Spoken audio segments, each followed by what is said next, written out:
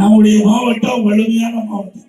எனக்கு அடையாளம் கொடுத்த மாவட்டம். எம்பி என்ற அடையாளம் கொடுத்த அது திருச்செங்கோடு நாடாளுமன்ற உறுப்பினர். எனக்கு பின்னால இந்த நாடாளுமன்ற தொகுதி நாமக்கல் நாடாளுமன்ற தொகுதியை மாறி போச்சு. ஆக எனக்கு அடையாளம் கொடுத்த மக்கள் இந்த திருச்செங்கோடு நாமக்கல் மாவட்ட மக்கள். எப்போதும் நாங்கள் விசுவாசமாக இருப்போம். அதனாலதான் தமிழ்நாட்டில் பல மாவட்டம், இப்ப 38 மாவட்டம் இருக்குது. இந்த 38 மாவட்டத்தை எடுத்துட்டீங்களா, அண்ணா திமுக ஆட்சியில் அம்மா இருக்கும் போது சரி, அம்மா மறைவுக்கு பிறகும் சரி, அதிகமான திட்டங்களை பெற்ற ஒரே மாவட்டம் நாமக்கல். அது என்னென்ன திட்டம் பின்னால சொல்றேன். வேற எந்த மாவட்டத்திலையும் இவ்வளவு திட்டங்கள் பெற்றது இல்லையா? அவ்வளவு திட்டம் இந்த மாவட்ட மக்கள் பெற்றிருக்காங்க. 6 சட்டமன்ற தொகுதியும் தேவையான திட்டங்களை கொண்டு வந்து நிறைவேற்றப்பட்ட அரசாங்கம் அண்ணா திமுக அரசாங்கம். இன்னைக்கு திமுக சட்ட ஒழுங்கு அடியோடு சீர்கிட்டு விட்டது. உண்மைதானே? எங்க பார்த்தாலும் போதை பொருள் விற்பனை நடக்குதுல்ல. இன்னைக்கு கிராமத்திலிருந்து நகர வரை மூலம் முடக்கு வீதி சரக்கு பொறுத்து எல்லாம் இன்னைக்கு போதை விற்பனை. கஞ்சா விற்குது, விற்கிறாங்கல்ல, போதை பொருள் கஞ்சா விற்பனை அம்மா நடக்குதுல்ல. அதை கட்டுப்படுத்த முடியல. ஏன் சொன்னா திமுக கட்சிக்காரர்கள் அந்த கஞ்சா விற்கின்ற அவர்களுக்கு துணை வைக்கின்ற காரணத்தினால காவல்துறையால் முழுமையான நடவடிக்கை எடுக்க முடியாத காரணத்தினால இந்த கஞ்சா விற்பனையை தடுக்க முடியல.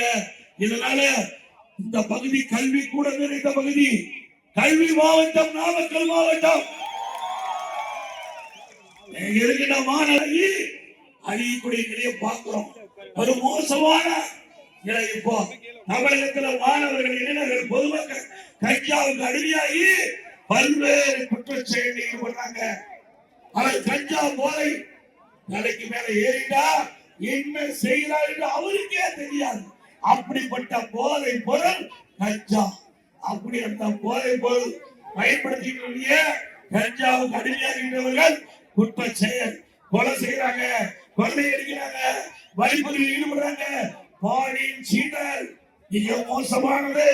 திராவிட முன்னேற்ற கழகம் ஆட்சி கொள்வது 24,000 பெண்கள் பாலியல் சீண்டலுக்கு ஈடுபட்டிருக்காங்க. இதுல பாதிக்கப்பட்டிருக்காங்க. 18,000 சிறுமிகள் இந்த பாலியல் சீண்டலுக்கு ஆளாயிருக்கிறாங்க. நீதிமன்றத்தின் மூலமாக 6,999 சிறுமிகள் பாதிக்கப்பட்டிருக்காங்க. நீதிமன்றத்தின் மூலமாக சமூகத்துறை அமைச்சர் தெரிவித்திருக்கின்றார். 84 கோடி அந்த சிறுமி பாதிக்கப்பட்டவர்களுக்கு நிவாரணம் கொடுத்தாங்க. நிவாரணம் கொடுத்தா சரியா போயிருமா? நம்ம வீட்டுல நம்முடைய குழந்தையா இருந்தா ஏத்துக்கோமா? நினைச்சு பாருங்க. பிஞ்சு குழந்தை. இன்றைக்கு போக்சோ சட்டம் 6,999 போக்சோ வழக்குகள் பதிவு செய்யப்பட்டிருக்கிறது. 18,000 போக்சோ வழக்கு இருக்குது. அது 6,999 இருக்குதா? 84 கோடி கொடுத்திருக்காங்க.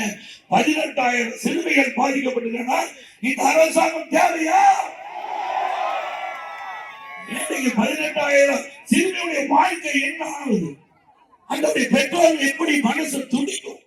பெற்ற தாய்க்கும் தந்தைக்கும் அந்த வழி தெரியும். இந்த முதலமைச்சருக்கு தெரியாது. முதலமைச்சர் சொல்றாரு, அப்பா அப்பா என்றால் என்னுடைய செவி மகிழ்ச்சியாரு சொல்றாரு. ஸ்டாலின் அப்பா அப்பா என்று பாலில் சீண்டும் போது கதறின பொழுது அந்த சத்தம் இந்த அப்பாவுக்கு கேட்கவில்லையா? 18,000 குழந்தைகள் கதறி கொண்டிருக்கின்றன. இந்த அப்பாவுக்கு காது கேட்காதா? சிந்திக்க பார்க்க வேண்டும். ஒவ்வொரு பெற்றோரும் சிந்திக்க வேண்டும். ஒவ்வொரு தாய்மாரும் சிந்திக்க வேண்டும். நாம் பெற்றெடுத்த குழந்தை பாதுகாப்பாக இருக்க வேண்டும்.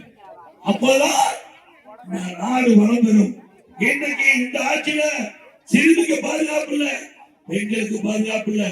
ஏன் பாட்டியம்மா கூட பாதுகாப்பு இல்லை.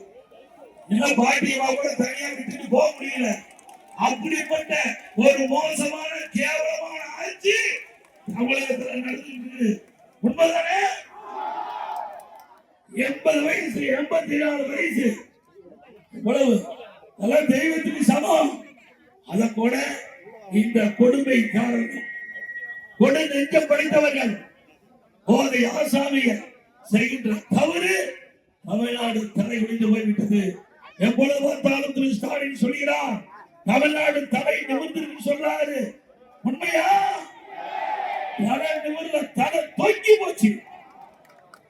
இந்த செயலால் இந்த பாலியல் சீண்டலால் சிறுமிகள் பெண்கள் மூதாட்டிகள் பாதிக்கப்பட்டதால் ஸ்டாலின் அவர்களே உங்களுடைய தலை நிமிர்ந்து நிக்கல, தமிழ்நாட்டில் தொங்கி போய் நிற்குது.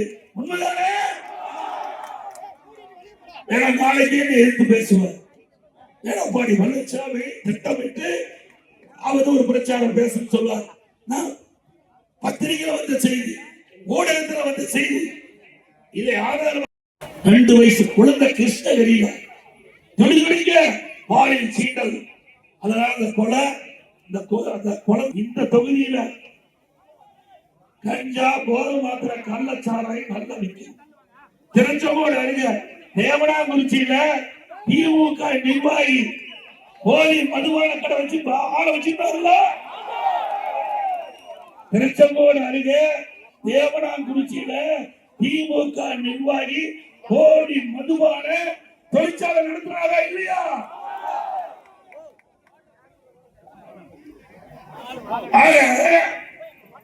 இப்படி செயல்பாட்டின் காரணமாக தான் திரு ஸ்டாலின் தலை தொங்கி போச்சு.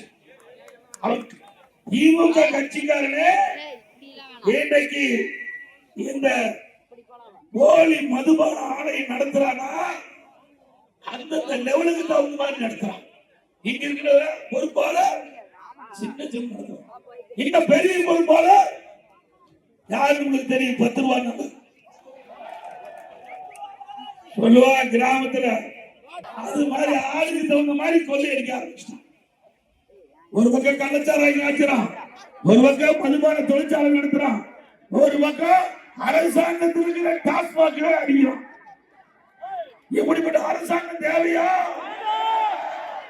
நம்ம நாமக்கல் மாவட்டம் நம்முடைய குமராபாளையம் பகுதியில 7 வயசு சிறுமி வீதியில விளையாடிட்டு இருக்கு. அங்க இருக்கிற ஒரு காம குடரன் அந்த சிறுமிக்கு மிட்டாய் கொடுத்து அழைச்சிக்கிட்டு போய்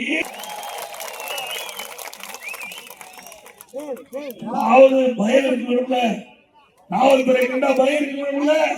ஒரு ஆட்சியாளர் தவறு செய்யணும்னு சொன்னால் பயம் இருக்கணுமா வேண்டாமா? குற்ற செயல் ஈடுபடுகிற பயமே இல்லை. ஏன்னா பெரும்பாலும் திமுக துணை நிற்கிறோம். அதனால பயப்படாத. எந்த குற்றத்தையும் சர்வ சாதாரணமா செய்யறாங்க, கொலை செய்யறாங்க, கவலை இல்லை. தினந்தோறும் பத்திரிகை ஊடகம் கொலை செய்ய வருது. அதெல்லாம் பத்திரிகை ஊடகத்திலையும் பாத்தீங்களா? தங்க என்ன விலை நிலவரம் வரும், வெள்ளி நிலவரம் என்னன்னு வரும். இப்ப கொலை நிலவரம் என்ன, பாலியல் நிலவரம் என்ன, போதைப் பொருளுடைய நிலவரம் என்ன? இப்படிப்பட்ட ஆட்சி தொடர வேண்டுமா?